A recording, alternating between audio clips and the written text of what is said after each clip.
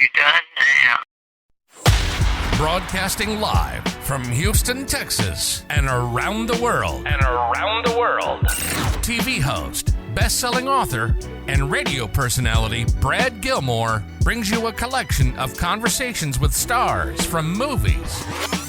Mark Wahlberg. Hey, how are you? The legendary Mr. Christopher Lloyd. Christopher, how are we doing? I'm doing good. Great introduction. Television. Jimmy Fallon joins us this morning. Jimmy, how you doing, my friend? Good morning. Thank you so much, Brad, for having me. I appreciate this, bud. Kelly Ripa. Brad, thank you for having me. Comedy. Jay Leno joins us. Jay, how you doing? Hey, Brad, what's going on? Gabriel Fluffy Iglesias. Good morning.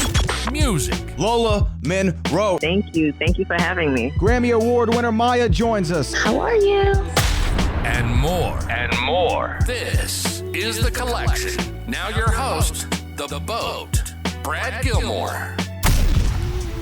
And he joins me now to talk about the new book, With Great Power, How Spider-Man Conquered Hollywood During the Golden Age of Comic Book Blockbusters. You know him from a myriad of different places. The Real Blend podcast is where I was first exposed to him. Sean O'Connell joins us all the way from Charlotte, North Carolina, Ric Flair country. How you doing, Sean? Woo! Yeah, I'm doing great, man. Thank you so much for having me on the show. I really appreciate it. Look, I'm so excited to talk to you. This book is, man, I can only imagine how much research and work went into it. And that's where I want to start. Okay, let's start with, you did a book about the Snyder Cut and Zack Snyder's Justice League. Correct. First of all, let's talk about the first book. Okay, After you finished, I wrote two books about films as well, one about Back to the Future and one about the James Bond franchise. And after the first book, the Back to the Future book, there was a quote Daniel Craig had after he finished filming Spectre, where he said, they asked him, are you going to do another Bond? He said, I'd rather break this glass on the table, slit my wrist, than ever do another James Bond movie, right? He ended up doing another James Bond after that. But that was the feeling I had after the first book of like, oh my gosh, I never want to do that again. It was so much research. It was so much time in a room. And then I did it again. And I'm probably going to do it a third time. But what was your read on that after your first book? Did you have a similar feeling? The exact same feeling. I literally, because I swore up and down for years that I would never write a book. Like everyone who hears that you're a writer, you know, they're like, oh, you eventually probably want to do a book. And I was like, no, I have no interest in doing that whatsoever.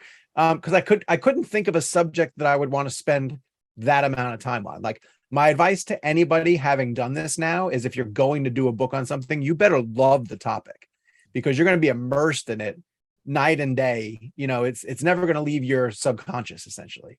But the thing about the Snyder Cut book as it was coming together is that in the middle of writing that book, I was interested in that story before they announced that the movie was actually coming. I just thought that this fan base gathering themselves together to fight for the release of a movie that they believed existed, even though they were told it didn't exist, was really fascinating. And I was fascinated by the fact that Zack Snyder was kind of egging them along.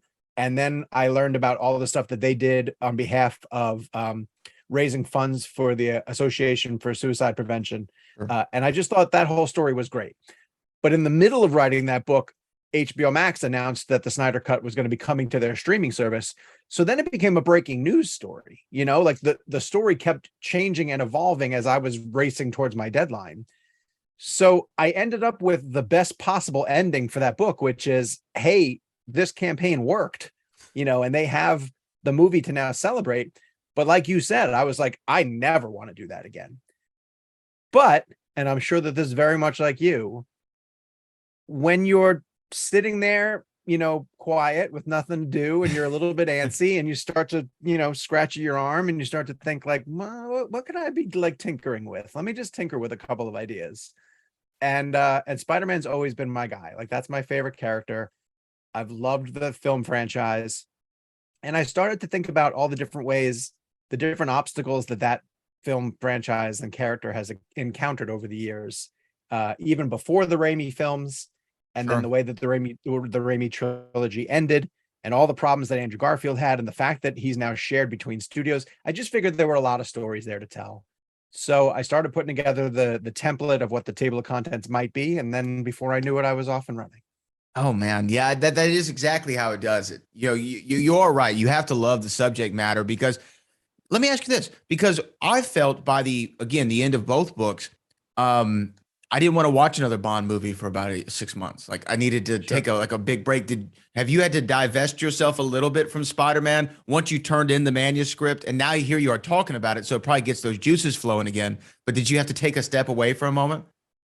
I not for very long, honestly, No. because I enjoy those movies more than anything. And really, when I'll put them on is the end of the night. I'm the only one still up, and I'll throw on like a couple of scenes from one of the films. I rarely sit down and watch them from start to finish. I don't think I feel the need to do that anymore. I'm going to watch No Way Home again because I probably haven't watched it in a good 8 months, right? And I think that like that's enough time has passed that now I legitimately want to sit down and watch it again from start to finish, because that's a movie that I can't believe exists. Like it's legitimately a movie that's pulled directly from my imagination. And so that was coming out right at the time that I was trying to land the plane on this book.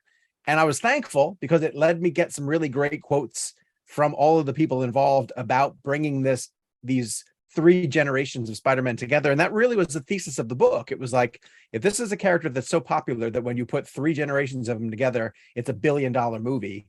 I was like, yes, this is why Spider-Man is as popular as he is. And this movie is proving my point. But then, yeah, I had to get away from that for a little bit. But now I'm looking forward to sitting down and like enjoying it as a fan again. No Way Home is just such a cinematic triumph in so many different ways, but it was you had to see it opening weekend movie. Similar to the only other one I could think of in recent memory was The Force Awakens, where it was like you had to go opening weekend. And there was almost a pact between everybody online. It was like, we're not going to talk about it until the opening weekend's over. And I remember being on vacation and telling my wife, hey, we just gotta go see it though. Let's just find a movie theater that's playing it because I can't miss this. And you're right. There was an audible gasp when the Jacob Batalon and Zendaya are in the living room and you see the portal come up and Andrew Garfield walks through it. There was an audible gasp in the theater. You, as a lifelong Spider-Man fan, must have shared in that audience reaction. 100%. And that was what was so thrilling, is that it's been so long since I was part of. Well, I guess not so long. Like Avengers Endgame had that. Endgame's another one, yeah. Yeah, where it had like the crowd was so into it, right? But like, if you remember, leading up to No Way Home, like Andrew Garfield played the game about as well as anybody else, right? Yeah. So even though going into the screening of it, I was like 99% convinced he was in it, there was still that bit of just like, I don't know, maybe he's not kidding. Maybe he's really not in this. Yeah. So yeah, when he showed up, it was tremendous. But then even at that, like, even if I knew that he was going to be in it, the curiosity of just like, how are they going to involve him? How much are they really going to get to do? Like, I love the fact that they have a science scene together, and they're able to trade stories about their backstories. I love the fact that they are, all 3 of them, legitimate parts of the final fight, and yet Tom still got all of his stuff. It's still his movie, but those guys didn't get shortchanged and they weren't just glorified cameos. It was Tom Holland's movie. Absolutely. This is where we got to see him actually grow into Peter Parker, and he had his own. Although Uncle Ben was never really seen in his series of films, the Aunt May moment was obviously the Uncle Ben moment that we saw from the Raimi films, or from the web films. But as much as it was Holland's film, it was a bit of a redemption for Andrew Garfield, right? The Amazing Spider-Man 2 was not critically, commercially well received by anybody. Audiences didn't like it. I mean, Jamie Foxx was playing a caricature of a nerd and a supervillain. So I'm sure that was for him. He felt whole in that movie because he had the moment where he got to save Zendaya, and it was really well done. Well, not only that, he got to hear fan reaction after the fact, because the majority of the buzz following No Way Home was, oh man, we were wrong about Andrew Garfield. Like, he was good and he just got bad movies. And I think a lot of really diehard Spider-Man fans understood that. But outside of the realm, it was perceived as like, oh, Andrew Garfield kind of botched his 2 Spider-Man movies. And it's like, no, he was actually terrific. He just had bad material, kind of thing. And when you put him in a good movie, his passion for the character is really going to shine through. So if he never does Spider-Man again, I'm glad he got that moment. That was so important. He deserved it so much more than Tobey did, which is why there is a really funny interaction when Tobey's like, don't put yourself down. Why are you saying, how come you're saying you're not good enough, sort of thing. Like, that's so meta, and that's in there because of Andrew feeling that way about his person. Like, Tobey ended on a bad movie. Like, Spider-Man 3 is not a great movie. Sure. But he had a really good run, and 1 and 2 are considered 2 of the best Spider-Man movies of all time. So he didn't have to come back. I'm glad that he did, and it would have been weird if he didn't. But for Andrew to come back, you're right. It was total redemption tour, and I'm thrilled for him that he got to do it. I have so many questions really about the rights of Spider-Man and how we got to No Way Home. But let's actually start a little bit earlier, because there was a on-screen Spider-Man prior to the Sam Raimi universe. I mean, Sure. When did we first see him in cinema or on television? Nicholas Hammond played Spider-Man in a CBS television program in the late 60s, early 70s. Wow. And it was around the time of Bill Bixby playing Lou Ferrigno playing the Incredible Hulk. And there was also a Thor cartoon. Marvel was, after establishing themselves as a comic book company, was trying their best to bring over their characters into live action, but not quite understanding fully how to do it. And they were watching the Adam West Batman show. Sure. And really thinking like, we can mimic that somehow. And the Hulk was successful. That Bill Bixby, Lou Ferrigno show had an impact on the culture. Yeah. But Nicholas Hammond's show did not. And he chalks it up. I interview him for the book, and he chalks it up to scheduling. They never had a consistent date. They never really, they would air like 2 episodes and then they'd be gone for a month. So nobody really knew when to see the movies or what to do with them. But technically, on this technicality, he qualifies as the first on-screen Spider-Man, because what the network did was they took 2 1-hour episodes and packaged them together 3 different times to make feature films that they then showed overseas. They showed them in the UK and they showed them throughout Europe. And so people who didn't get access to the television show saw those as movies. And so he talks about the fact that when he goes to Comic-Cons all around the world still to this day, he gets approached by people who are bringing him posters and marquee stand-ups from their first experience with Spider-Man in the movie theater, and it's him. It's him as his Spider-Man. Now, do these cuts of these international films, do they exist somewhere online? I mean, is there you can watch them on YouTube. You can watch them up on YouTube and watch them. And the Nicholas Hammond Spider-Man shows, of course, had a budget, but they were, because I also write about the Japanese Spider-Man series, which was way more of like inspired by the manga stories that were big at the time. And it wasn't Peter Parker, and he wasn't a photographer. It was a guy who was a motorcycle stunt rider, and he fought, similar to what you'd see in the manga. He fought robots and dragons and weird stuff like that. But he had a really comic accurate Spider-Man suit. But when Nicholas Hammond tried to do it for CBS, they had a television budget, and they never did any of the classic Spider-Man villains. He would always be like stopping people who were like shipping in illegal products or some sort of gangsters.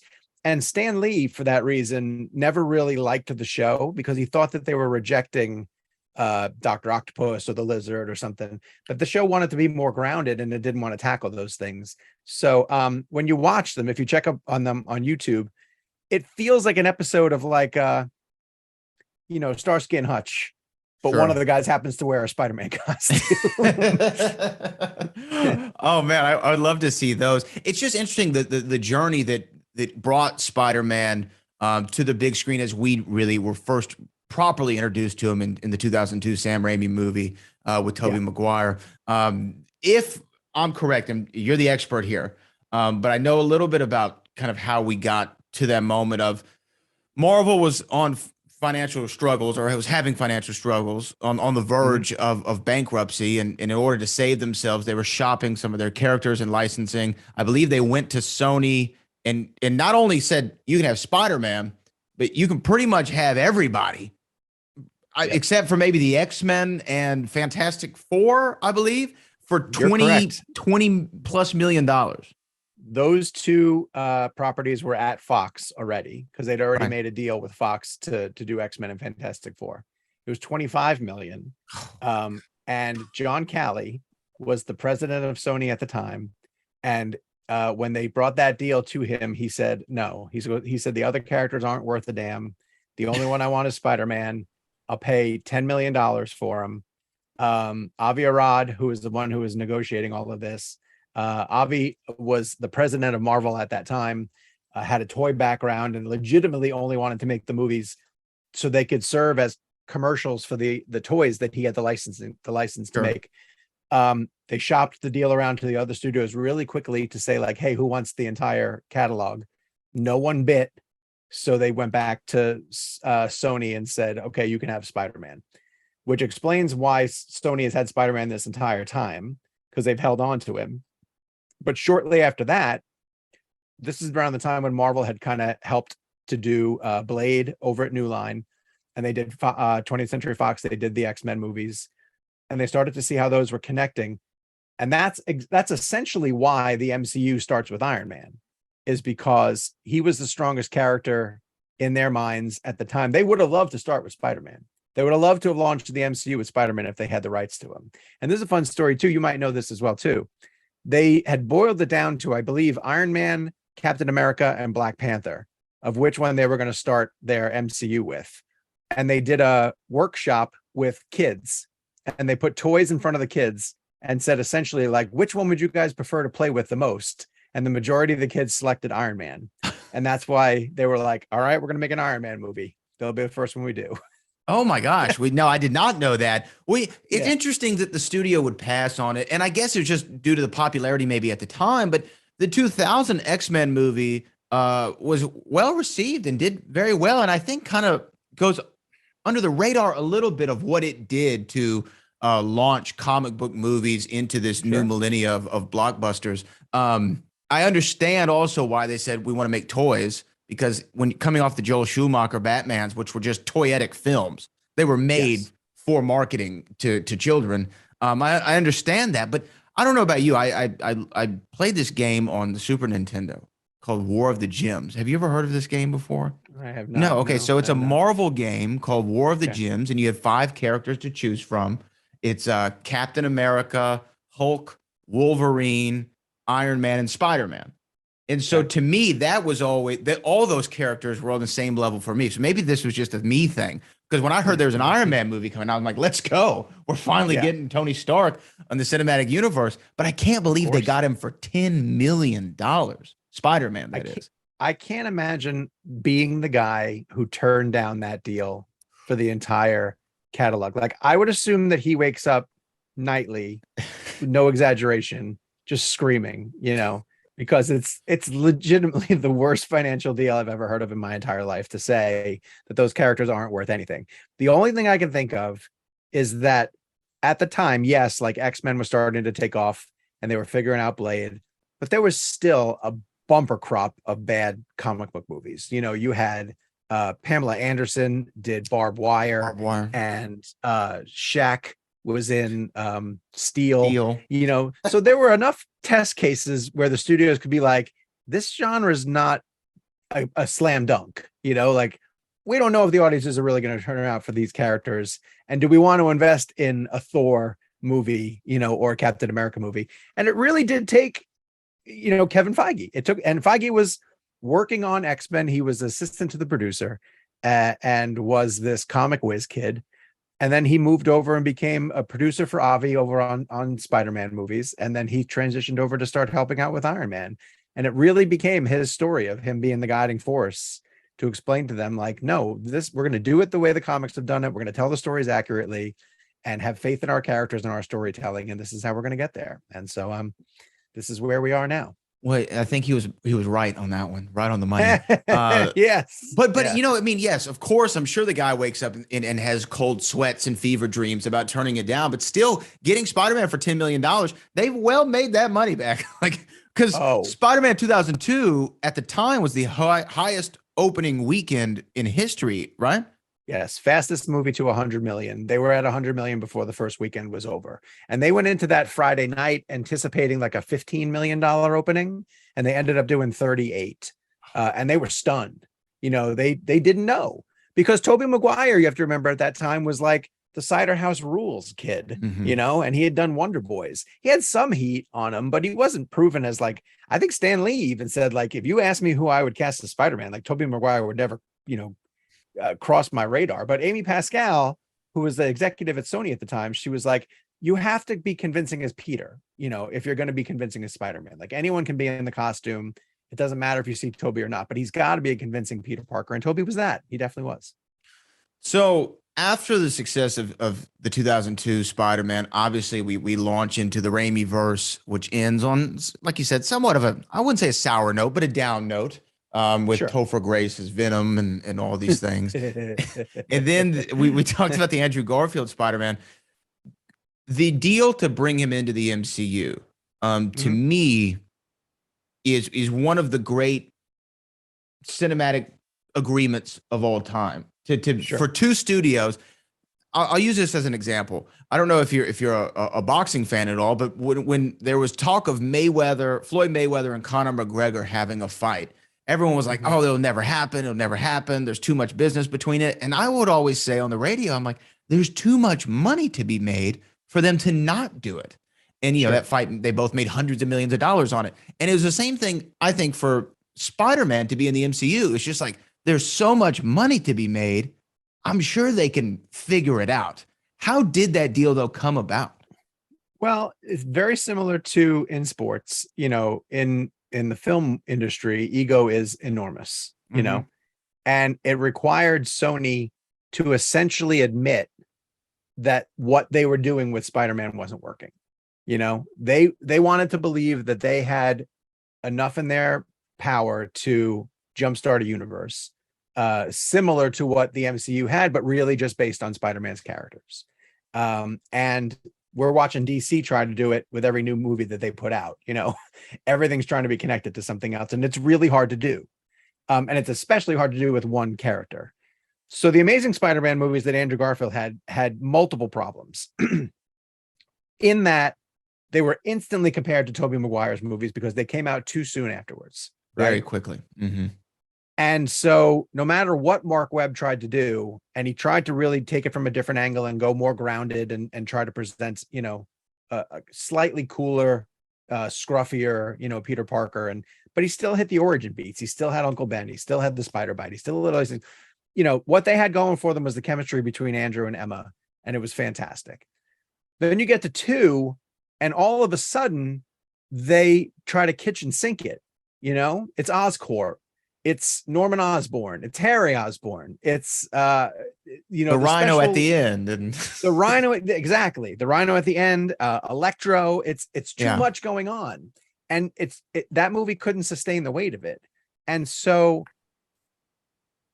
at any point over the course of that time, if those movies were successful, then maybe Spider-Man doesn't go to Marvel, because then Sony can say, like, no, what we're doing is working. You know, people enjoy this.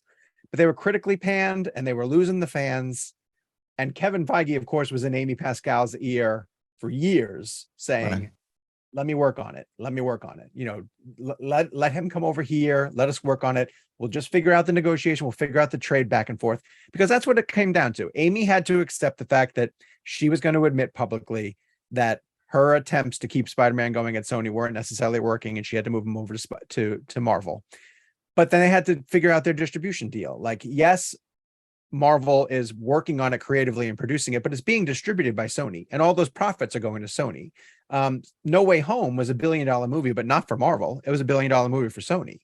But they just benefit because they can use Doctor Strange. You know, they get insight from Feige. But sooner or later, that deal is going to end. You know, sooner or later, and it almost did. It almost did before No Way Home. Right. After Far From Home, they wanted to renegotiate, and Disney wanted more. You know, there's a split with merchandise, and there's a split with how much they get from the tickets, and Disney wanted more. I think they get 5% right now of the tickets sold, and 95% goes to Sony, and Disney wanted 50%, because they were like, look, Kevin Feige's really busy. he's torn in a million different directions. He's doing Disney Plus shows now. We have 100 other movies coming. He doesn't have the time to work on Spider-Man. So we want 50%. And Sony was like, no, that's okay. We'll just bring Spider-Man back. And who was going to blink first? And it was apparently Kevin who stepped in and was like, look, we still want to use Spider-Man. We still have big plans for him.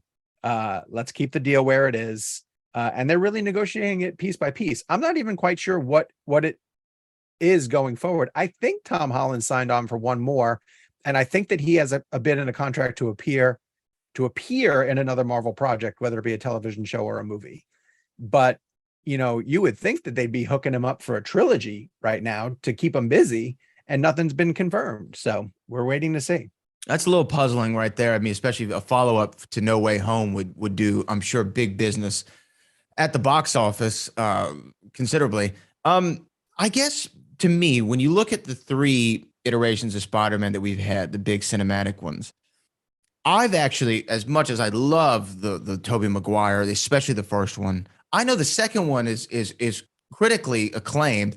I'm not as big of a fan of the second one as probably most people are. I feel like it gets a little bit too zany and cartoony and a little bit too Raimi in certain respects. But Yes. but I think the Tom Holland trilogy that we've had thus far, in my opinion, is the superior of all the iterations that we've gotten. Am I off base with that? No, I mean, that's your opinion, of course. And Well, I'm asking if it's your opinion. I have realized that the easiest way to start a flame war is to give an opinion on which Spider-Man you prefer. But here's what I will say. This is my takeaway. I think that Andrew is the best Peter Parker that we've seen. And I think that Tom is the best Spider-Man. I really connect with, I think Andrew is the better actor of the 3. Sure. And I really connect with the pain and the emotional struggle that he brings to Peter Parker. I buy into the fact that poor kid is wearing the weight of the world on his shoulders. And if you put him in better films with a little bit stronger material, he's going to sell it. Tom, and I don't know if it's because he's collaborating with Marvel Studios officially and it's not a Sony thing, but his live action Spider-Man is, to me, directly lifted off the page. Like I see panels from the comics coming to life in those movies. And he has so many great set pieces over the course of those movies, like the fight on the plane against the Vulture is outstanding. His quips are funnier. He's the funniest of the 3, essentially. Tobey gets credit. Tobey's Spider-Man feels like right out of the 1960s. It's Stan Lee, it's Steve Ditko. It's as close to like the origin as you're going to get. But as it evolved, it became, to me, a little corny. That humor, Raimi's a little bit dated. He loves that stuff. And it works for most of the things. But Tom is the perfect blend of like modern, funny and moves in a way, like the Staten Island Ferry set piece to me is spectacular to watch. Far From Home has some really great ones too. The London Bridge fight sequence is incredible. And I think Jake Gyllenhaal is really good in that movie. I know Terrific. some people I think that his Mysterio, his take on it, his read on it, the way he plays it is really, really good. And how great is the illusion sequence in the middle where he's messing with him in Berlin? Like it's terrific. It's terrific. Yeah. So yes, I do think that Tom is the best Spider-Man, but I give Andrew the edge on Peter. And Marissa Tomei's Aunt May. Like when I saw that, I was all the way in. I thought this is the greatest casting of these movies is Marissa Tomei, and you had the flirty banter with her and Robert Downey Jr. So I'll share something interesting with you that I learned from multiple interviews that I did for the book. The MCU creative team never thought about Uncle Ben. Never. They never thought about him. One time I asked Tom Holland directly on the Spider-Man Homecoming press junket, I said, is your Peter Parker responsible for Uncle Ben's death? And he goes, I don't know. And I said, well, what do you mean you don't know? And he goes, no one's ever talked to me about that. So I was like, all right, well, that's interesting. And then I spoke to the writers of Homecoming and I said, did you guys ever have any conversations about like what happened with Peter's Uncle Ben? And they said, no, we actually never did. they said, we assumed that it was like the spider bite, and that maybe he was responsible for it, but we never had that conversation. And because they really just said like the other movies did it already, so we're not going to touch it. So they never thought about it. So no, I don't know if he even has an Uncle Ben. I'm not quite sure. I think he does. Yeah, because he has on the suitcase, it has Ben Parker's Sure. Yeah. And Aunt May has talked about Uncle Ben before. But I don't know, and no one associated with the franchise who I spoke to has been able to confirm one way or the other if Tom Holland's Peter is responsible for Uncle Ben's death. That is wild. And you know what? Again, you just assume it going in because you've seen the previous iterations. You're just, okay, we know what happened to Uncle Ben. This is Aunt May. We're already finding him as the Spider-Man. Really interesting stuff, man. I have to ask you this. This isn't Spider-Man related, but this would be my final question because you are a movie aficionado. I listen to the Real Blend all the time. You sit and talk to the greats like Kevin Smith, Quentin Tarantino, all these guys, right? You know movies. I make this argument to every movie person I know that the Back to the Future trilogy is the greatest pure trilogy in cinema history, meaning there's been no other entries into the franchise. No film takes a big step down in quality. And each of them are their own really perfect. You can watch them kind of self-contained or watch them all together, and you don't leave unsatisfied in any way. I know some people might say, well, there's Indiana Jones. Well, no, we have Crystal Skull. Okay. And let's be honest, Temple of Doom. We're about to have a fifth one. Not the best. And we're about to have a fifth one. Yeah. Godfather trilogy, big step down for part 3. Correct. Am I wrong? No, you're not wrong at all. And I would say I'm trying to think of one other, and I can't. I've had this argument on the Real Blend podcast. I think that the Back to the Future trilogy is stronger than the OG Star Wars trilogy. Yes. It's a more entertaining story. And there is like, I don't understand what the heat that part 3 gets. My favorite of this trilogy. 3 is genius. Yeah. 2 is my favorite because I think Zemeckis is out of his mind for when going he puts into Marty the back into the dance. Yeah, that's ridiculous. Yeah, and he pulls it off. Like it Beautifully. should fall on its face a million times, but it's fantastic.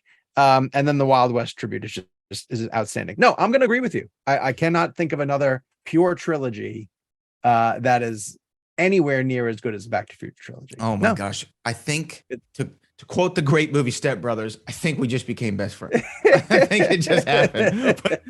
But the book is called With Great Power: How Spider-Man Conquered Hollywood During the Golden Age of Comic Book Blockbusters. It's out on hardcover November 1st. That's the day after Halloween. Sean O'Connell joins us right now. Man, thank you so much for taking the time to talk to us about this great book.